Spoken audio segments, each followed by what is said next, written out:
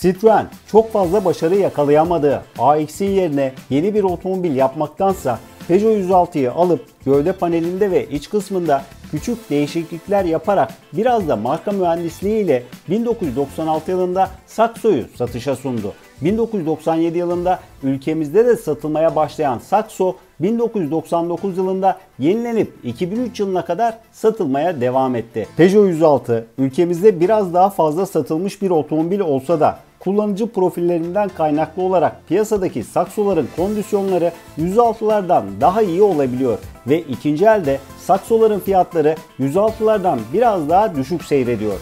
Fransa ve Portekiz'de üretilen Saxo'ların 1.1 ve 1.6 litrelik motorlu modelleri piyasada çok bulunmuyor, çok tutulmuyor.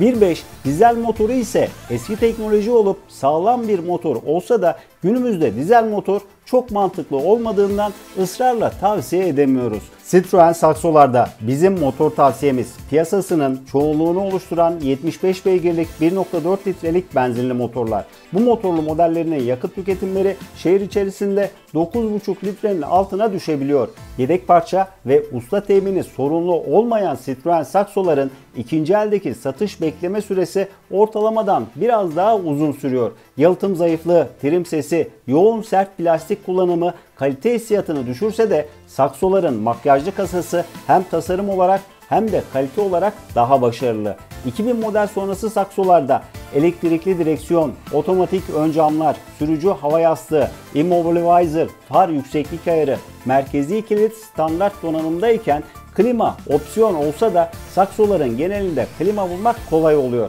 Fakat yine opsiyon listesinde olan ABS fren sistemi nadir bulunuyor. Saxo'lar için yakıt tüketimlerinin düşük, şehir içi kullanımlarının pratik olduklarını söyleyebiliriz. Özellikle elektrik destekli direksiyonları sorun çıkartmadıkları sürece park manevraları gayet keyifli oluyor. 100 km hızla giderken durma mesafesi 46 metre olan Citroen Saxo'lar 2000 yılında Euro NCAP'in yaptığı çarpışma testlerinde hem yolcu hem de yaya güvenliğinden ikişer yıldız almış. 280 litrelik bagajı küçük olsa da sınıfının bir tık üzerinde ve eşiği alçak olduğundan yükleme boşaltma gayet kolay yapılıyor. İç mekanında 4-5 yetişkini uzun yolculuklarda rahat ettirmese de dışarıdan görülenden daha iyi. Saxo'larda elektronik sorunlar ve sensör arızaları, klima arızaları, direksiyon sistemi arızaları daha yaygın görülüyor. Özellikle soğuk kış günlerinde iyi bir iç ısıtma sağlayamayan Saxo'ların